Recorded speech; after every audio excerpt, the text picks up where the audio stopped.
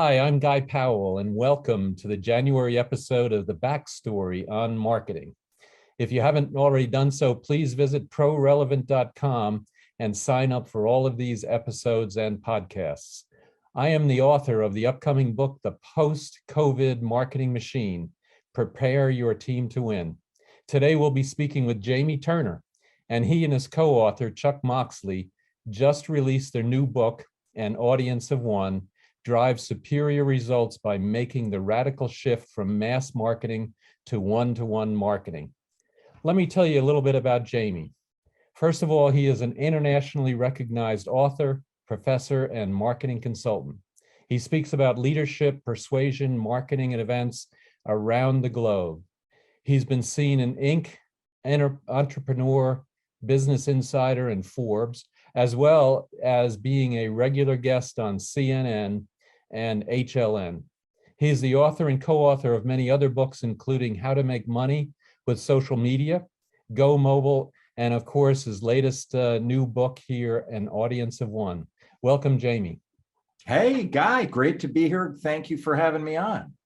Yeah, absolutely. It's really a pleasure, and I appreciate it. And, I just got done reading your book, and I really enjoyed it. It was really perfect for helping to understand the kind of the new paradigm of marketing, which is one-to-one marketing. And so why don't we just get started? And so tell us a little bit about how you got started. What was the genesis of writing this book?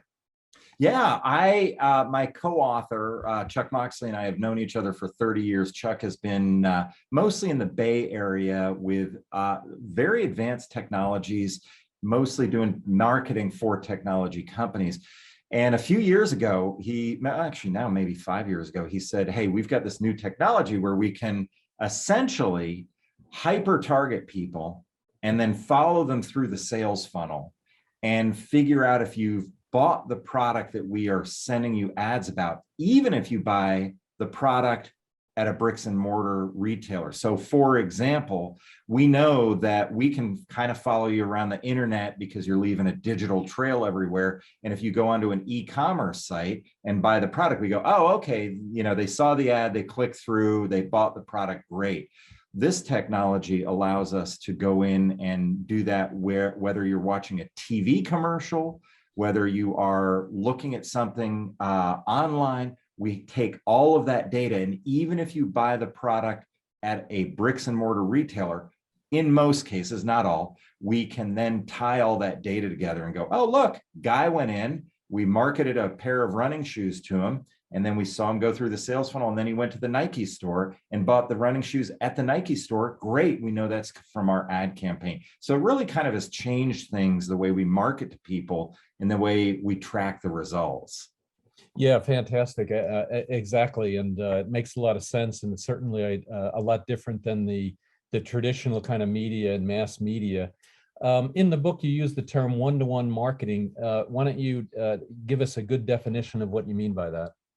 Yeah, really kind of started many years ago with Peppers and Rogers wrote a book about one-to-one marketing, and it was called The One-to-One Future. And they were saying, hey, you can narrow your focus. And so now that technology is there. What we mean by one-to-one is the ability to not only personalize the message as much as possible, and you can't in a TV ad say, Guy, we want you to buy these running shoes, but we can start getting into running an ad for Guy Powell for running shoes on TV, where your next door neighbor, who we know from the data we can collect, doesn't run, never will run, has no interest in running. We don't advertise to them on TV, but your third neighbor down the street is just getting into running. And we know that again from the data. So we can get Guy, who's a heavy runner, see one ad, skip over the neighbor who doesn't see, who's never going to be a runner, bypass them, and then send a different ad to the third neighbor who's just now getting into running. And by being able to do that, we can hyper target the ads and then really kind of follow you through the sales funnel as you go through things. Essentially, if you want to kind of nugget, it's a way to increase revenues by narrowing your focus. So mostly mass marketing was about, hey, let's grow our revenues by marketing to everybody. And hopefully we'll be able to get some people to buy our product. This is the opposite, where we market to fewer people, which, by the way, is a little more expensive, but in the long run, there's less waste. So then by narrowing our focus, we can grow our revenue. So it's a real interesting kind of counterintuitive way to do marketing based on what we've learned for the past century. Yeah, and it makes a lot of sense because, like you said, with linear marketing, I can basically, or mass marketing, I guess is the right term, is I buy a demographic, 20 females, 25 to 50, and it may be that they're watching Bachelorette as an example, but there's also a bunch of other people that are watching it, and so you waste all of those impressions. Is that kind of where you're going?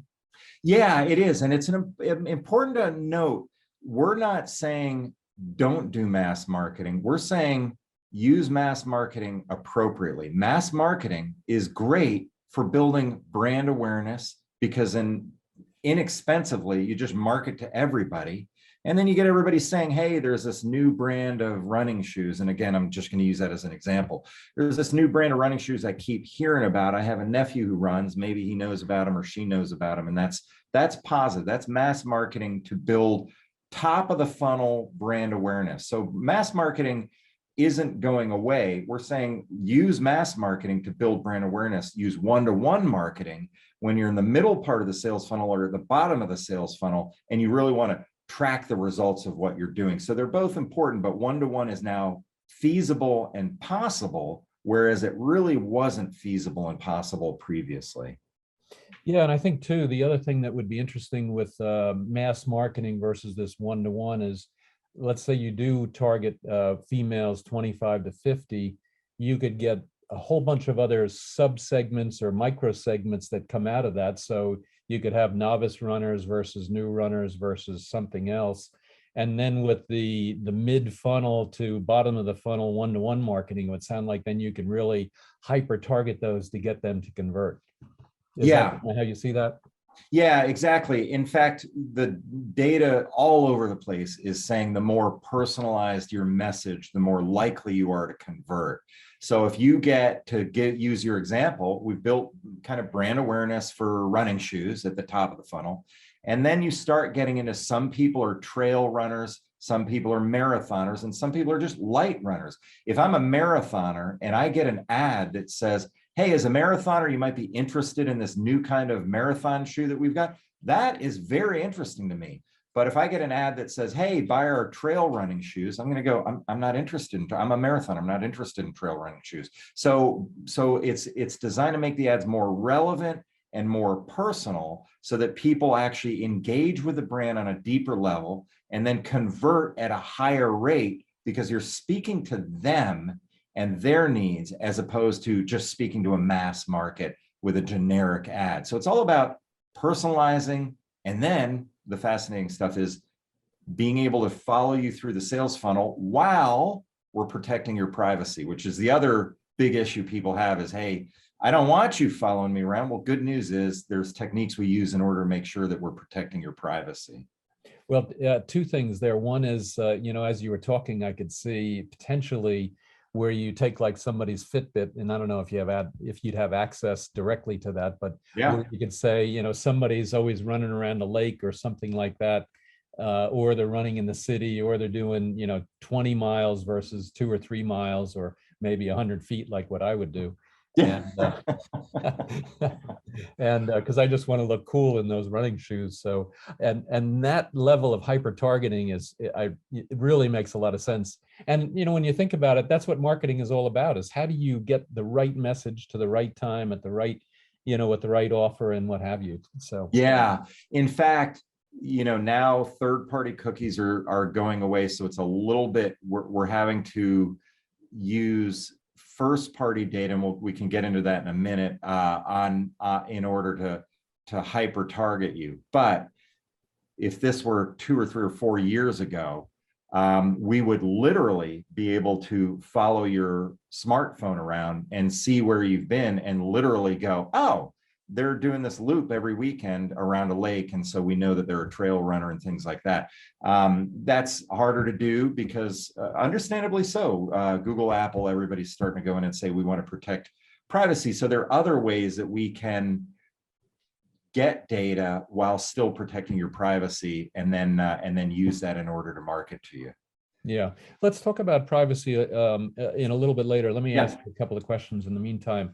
Yeah. One thing that's pretty critical and came out of your book as well, and just to make sure we're kind of on the same page, is tell us about what an identity graph is so that you can differentiate my cell phone or aggregate my cell phone and my TV and whatever else.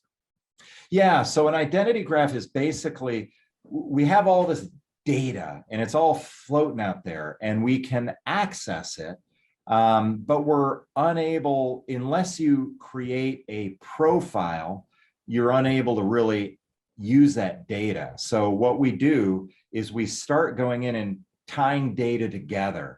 So we basically know, ultimately, we can kind of track you around the internet digitally by your digital footprint that everybody on the planet is doing no matter what anyway. And then we start tying that data together and we go, oh, this person named Guy Powell is on Facebook here. And we also see him on Snapchat over off of his phone. Let's tie that data together so that we can start building up this profile about this person and get an identity graph that helps us understand who they are, what they're about, what their propensities are, what their likes, what their needs, what their wants are. And that brings up a question a lot of people have, which is, you know, wow, there's all this data out there. The data has been out there since the mid 1960s, really. We've been taking data to market to you since that period in time. What we've done now that makes it a little more comforting is that we are taking that data and anonymizing it so that we're not tracking you down as much as we're tracking data sets down. So let me restate that again, just because it's an important point. For those of us who are interested in privacy, our privacy from the 1960s on was sort of public domain. And so we could find out as early as 1965 where you went on vacation, what car you drive, where you bank, you know, what gas company you use, all that sort of stuff. That data was out there. The difference between that, where we were using that to use direct mail to target you, is now we're using digital mail and digital techniques to target you, but we're also having that data stored at separate entities so that we can protect your privacy, because Nike, Apple, Toyota, any company out there does not want to be the next Cambridge Analytica. As we all know, Cambridge Analytica went in and used the data for purposes that people were upset with. All the big brands out there are saying, whoa, we don't want that to happen to us. So they're making sure that they're using these third-party companies to aggregate the data and anonymize it so that we can then go out and use these data sets to target people. Yeah, I like your analogy, and also the fact that our data, whenever that was in the 60s, I guess when there were IBM punch cards, and then it became a little bit more sophisticated, but that data was out there. It was out there. I could look up, do a background check on somebody or whatever and do a search, and Guy Powell would come up, and I do come up. I'm dead, by the way. I've got a cemetery plot out in Nebraska. I don't know who he is, but I'm there. So yeah, that's funny. I did, I'd speak at events all over the place, and I was in one, and I said to the crowd, your data was, your privacy was gone in 1965. And I did have somebody come up afterwards, and they were not happy about that statement. And I don't shoot the, the delivery person. I'm just saying a fact, which is your privacy was gone there. Now, again, now companies are aware that this is an issue and people don't want that. And so they're really bending over backwards to say, all we want to do is make our ads more relevant to you. And we've found ways to do that. And we don't know actually who you are. You're just a number to us. We don't know that it's Guy Powell. We just know that you're number 775B78453. And then that way we've got all that number. And then that's one of the ways that we protect your privacy. Yeah, and it would seem like because I run into some friends and I tell them I'm in marketing, and they say, "Oh yeah, I turn my location services off and I do this and I do that." Tell us a little bit about what that means in terms of how deep you might be able to go with some people, and you might be able to go deeper with others, and you might not be able to go deep at all with another group. Yeah, if you are a serious privacy advocate who is um, dead set against you leaving a digital footprint, there are things that you can do. You have to work really hard to do it. The research that I've done, both in Europe and in the United States, says that the people who receive ads that are more relevant are okay with the data being used appropriately, because they understand that in return, what they're getting is relevancy and ads that are meaningful to them, and they're not having to see ads that are not meaningful to them and all that sort of stuff. So two key points there. One is if you end up wanting to have zero digital footprint, you can try and do the best you can. You're going to spend most of your day trying to avoid that. That's fine. If that's how you choose to spend your time, that's fine. But the data that we've done, and we did again research in Europe as well as the United States, and that research came back saying, hey, as long as you're careful with it, and as long as you're clear to me, and as long as you explain what you're doing, then we're going to be okay with it. So we are able to use that kind of data in order to follow you and hyper target you and things like that. Yeah, yeah, yeah. I think I think there's quite a bit that can be done, whether you're really, really strong with it. But and then, like you said, I think you have to work very, very hard to be totally off the grid, so to speak, and Yeah. not have a cell phone, or maybe you don't have I don't know what you have, but it'd be really tough. Let's Yeah. walk through though an example. Let's say that I sell jeans, and I'm a marketer for jeans, and here I want to go now from being a traditional mass marketer to then saying we want to transition over to one-to-one marketing. And jeans, generally they're sold maybe or purchased maybe 4 times a year by younger women from about 19 to maybe 25, 30 years of age. And so walk us through kind of how you, as now the CMO or marketing director, would now go from being a linear advertiser over to being a one-to-one marketer. Yeah, that's a great question. So it's worth exploring a couple of definitions that are going on out there, and a little bit of confusion.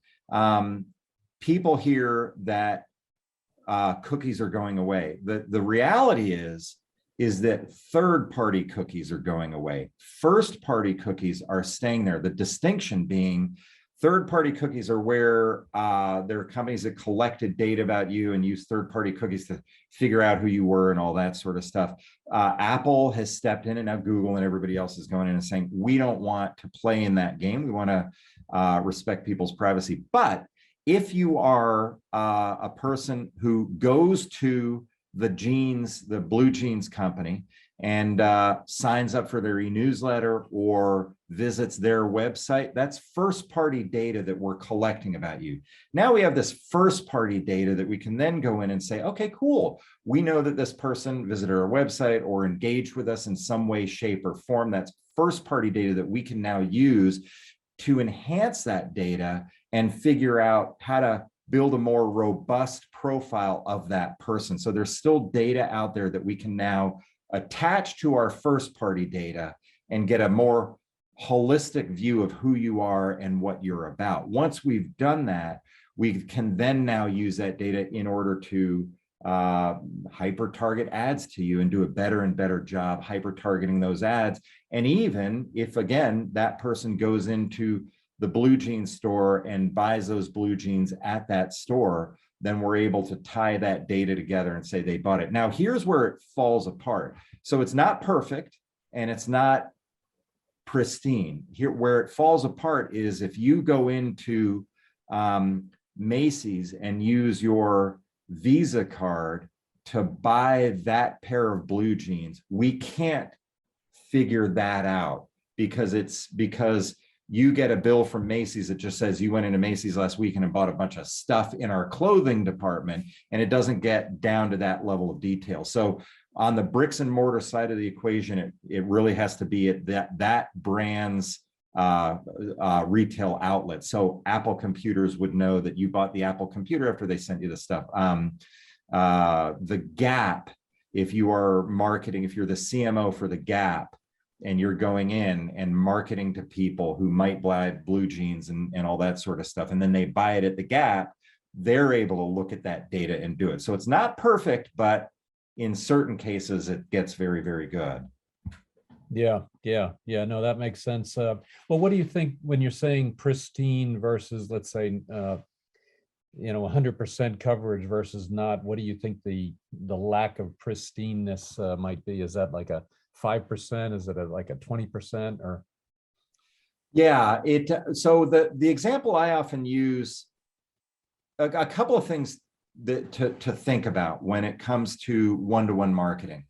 In its simplest form, one-to-one marketing, and I'm gonna not oversimplify it, but I'm gonna say there's kind of levels of one-to-one marketing.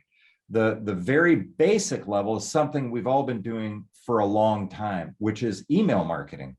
Somebody signs up for your e-newsletter. If I am, so let me give you an example, and I'm going to jump back to the running shoe example because it's just easy and it's top of mind for me. If I'm the CMO of Nike, I go in and I say, hey, we have people who've signed up for our e-newsletter. We know that certain people always click on the running shoe links. We know other segments always click on the basketball shoe links. We can learn about we can use our first party data, that pristine data, and go, oh, this is a segment of our customers who are runners, and this segment where people like to play basketball. That's cool. Now we can start using that segmentation in order to personalize the marketing to them and get more and more specific to them. That kind of marketing has been around for a long time. I mean, ever since email marketing was invented and people got more and more sophisticated about it. But then we can start using it as a way to drill down and get more and more specific. And then we can tie that data together with other data that's out there and start using that again to get a little bit more nuanced in our marketing to the people. So it's taking our first party data and then enhancing it with other data that's out there and using that as a way to build a customer profile that's more and more nuanced and more specific and more rich and organic and meaningful to the customers, because we've been able to take that data and use it. So that kind of is another good example of how to use it on a more specific basis. Yeah, and that makes a lot of sense. I guess there's two things that kind of come to mind. One, though, is as you get more specific, you've got to have more highly targeted messaging or maybe even creative. It's clearly going to pay off more, but when you get more targeted, I've always found that it is always you get a much higher conversion rate. So advertising to the marathon runners versus the 100-foot runners, then that makes a lot of sense. Let me jump in on that, because you said exactly something that's exactly right, which is the more hyper targeted you get, the more expensive it is, but the more you convert. But the starting point for any extremely sophisticated and robust one-to-one campaign should be products that are expensive, that have a lot of profit margin in there. So a car is a great example. Toyota knows that, hey, when we sell a car, we have, I don't know what it is, $5,000, $6,000, $7,000 of profit built into that. So we can go in and get a very sophisticated one-to-one marketing campaign that would use addressable TV. Addressable TV is different from broadcast TV. Addressable TV is, I know this person, and I know that person bought their car 5 years ago, and that they usually buy cars once every 5 years. So now I know I'm going to start advertising to that person because I got this other data that's out there.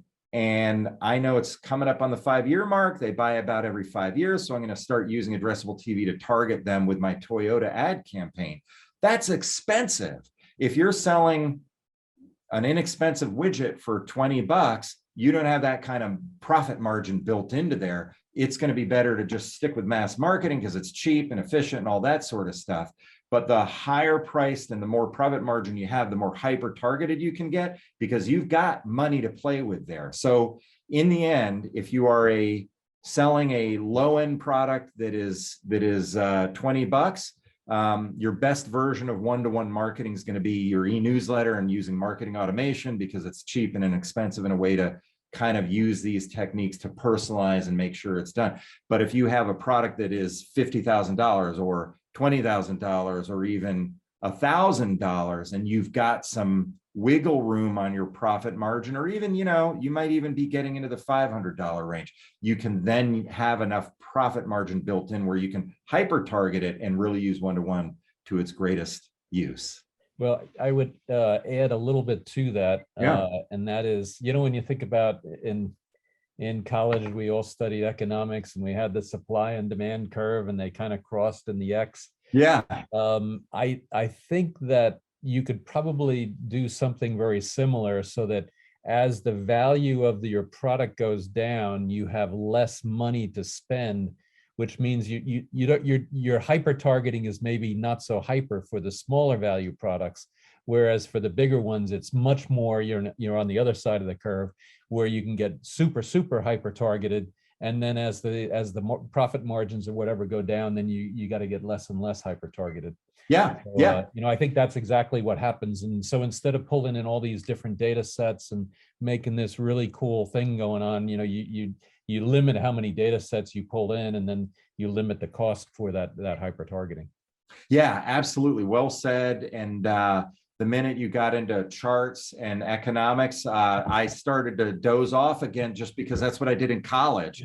That's why I'm the ROI guy. I only think in charts. What are you talking about? Right. You were the one on the front row who paid attention, and I was the one on the back row going, "Oh my God, they're getting into math here." But no, well said and well articulated. I think that was terrific. Yeah, thank you. I'm a numbers guy, and what I really liked about the whole concept, and I love the title and audience of one, is that it really just makes so much sense. And to your point, about the ROI, for me, man, if I could target down to that person and make it profitable, wow, there's no question that you're going to win. No question that you're going to win. Well, here's an interesting thing about the book and the writing of the book. And it was part of the reason we're getting, I'm not trying to brag, but we're getting really great feedback from people who say, this is an easy to read book about a complex subject. And what happened is Chuck, my co-author, is one of the smartest people I know. And he is the kind of person who can very quickly get very technical. And I kept saying to him, Chuck, think about this business book. This is something where we have people sitting in bed at night who are reading a book, and it's not a novel. It's about business. So they're already pissed off at us because they're having to read a business book when they're going to bed. We better make this interesting to read and easy to read and fun to read. So we literally, and I'm not trying to say that we were talking down to anybody, but I said, this has to be a book that a senior in high school could read and understand. Otherwise, we're going to get technical and people are going to close the book, put it by their bedstand, and it's going to be just like 80% of all business books aren't finished. It's going to be not finished. And then we don't get the pass along value. We don't get people saying, hey, what a great book. So we very, very specifically made sure we wove in stories. We talked a lot about how to do it in ways that were interesting and fun to read. So it's just kind of interesting because you're a genius, you're smart. I've had you teach classes for me and stuff like that. And I'm like, boy, I wish I knew half of what Guy Powell knows. We were saying, Guy is not our target market. Our target market is the marketing director who is, sitting around reading a book at night and wants to be kind of entertained, kind of brought along, but also walk away with a lot of knowledge. So it's a fun, easy book to read, and that's the feedback we've been getting when you read the Amazon reviews and things like that. Yeah, and I'll ditto that. It definitely is easy to read. I was telling Jamie, and I'm getting a little bit off, but I read it on Kindle on my laptop while I was driving back and forth between here and Charlotte, and and I didn't fall asleep, which was a good thing. So now wait, just to clarify, I believe when you told me that story before, you said there is a feature on Kindle that you can have it read the book to you. So yes. I just want all of your listeners to know, when Guy says I read it on Kindle while I was driving to Charlotte, he means he listened to it on Kindle, right? Do I have that right? I didn't have a one of those the Teslas so that I could do. Yes, I just want to be sure I understood. Exactly. Just a couple of other things that I really appreciate, how you explain, the targeting, or the less than hyper and this, or the more than hyper and stuff like that. Do you run out of inventory? Does that happen very much, or where you just, as much as you want to be able to target this marathon runner, you just can't find enough of them? Does that happen? Not necessarily. Inventory issues for ads, what's available out there can be an issue, but for the most part, there's enough inventory out there that you can do this kind of thing and be able to do it. But there is supply and demand. So again, when people start seeing, hey, we're getting a lot of people asking for this ad, the prices start going up and things like that. So it is one of those things where it's a natural supply and demand is out there. Yeah, no, that's a good answer. I really like that, and makes a lot of sense. We talked about privacy a couple of different times. Is there anything else that we need to mention about that? Because in your book, and I really appreciated that, was, we're trying to get down as marketers. That's what we want to do, is we want to get down to that one guy so we can make that person, or not make, influence that person or persuade that person to buy. But on the other hand, we don't want to be overbearing in that. And I really like the kind of the cat and mouse that you have between, privacy on the one hand, and then being able to hyper target on there. Is there anything else you'd like to add about that? Yeah, the process. A lot of people listening right now and watching are probably going, well, wait a second. You're talking out of two sides of your mouth. You're saying you're going to hyper target me, but you don't know who I am. How does that work? Here's how it works. As I mentioned, what's going on is we're collecting data, first party data, when you visit our website. Once we have a data set, if you have bought a product from us or filled out a form on our website, or any of those number of things where we can collect that data, we now have you saying, here's my data because I'm filling out this form on your website. What we do is then we take that and enhance that data with other data that exists out there. There's plenty of companies, whether it's Axiom or Experian or Equifax, we enhance that data, get a more robust profile of you. But then what we do is we create these lookalike audiences. We say, hey, we now know this person likes our running shoes or whatever. Go find more of those people out there. And we get that. That is done with a aggregator that's this third party. They then assign a number to those data, those pieces of data, so that now, while we know who you are, we've now passed it on to somebody who's going to give us a larger data set of people who look like you and have your interests and behaviors and all that sort of stuff. And I use that term "look like you" metaphorically, of course, but it's basically data that has your kind of profile for stuff. But then they anonymize that so that when we run ads targeting those people, we are running ads to numbers and statistics, not to individuals where we actually have access to that. So that's, again, something that why we're doing it, or how we're doing it, to make sure that we're protecting your privacy as we go through the process. Yeah, makes sense. I just hope there's not that many people that look like me out there. So. Yeah, me too. It'd be an ugly world, you and me. It would be awful. Yeah, that's for sure. We're doing this video, but I kind of consider myself having a face for radio. So yeah, right. Me too. That's why the podcasts are so popular. Yeah, yeah. Yeah. So, well, that is really fantastic. I think it makes a lot of sense. We're talking about one-to-one marketing, trying to almost hyper target down to that audience of one, and really makes sense. Is there anything else you'd like to leave the audience with before we close? Yeah, the fun part about the book is that if you are, no matter where you are in marketing, if you're just getting started in marketing, or if you're a seasoned, experienced marketer, it's designed for you. It goes through things relatively quickly so that it recaps, here's how to market to people, all that sort of good stuff. Tells some fascinating stories about where this is all headed. Whether it's Disney or Airbnb or Nike or any of the people who are using it, we're talking about the stories and why they're doing it and how it's relevant for the people who are on the receiving end of it. But it's a fun read. If you are interested in downloading a free chapter, hey, I just want to download a free chapter, see if I like it.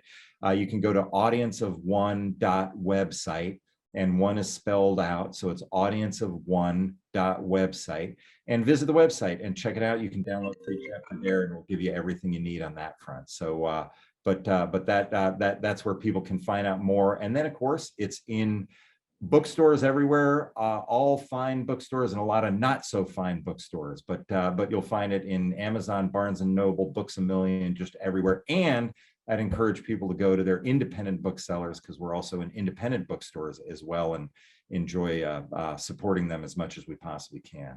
Yeah, fantastic. And and I was going to mention that as well, audience of one website, and that there is a free download on there. Well, Jamie, thank you so much. It's always great, talking to you and just learning, what you've been doing, and really appreciate the book. And I did really enjoy it, and understand, this a really good topic. And it did help to educate me at the next level of detail, especially how linear versus or mass media works versus one-to-one targeting really makes a lot of sense. And I think you're right. It really is something that can be used almost for any size marketer and any size campaign. It's just really gets down to how detailed you can target somebody.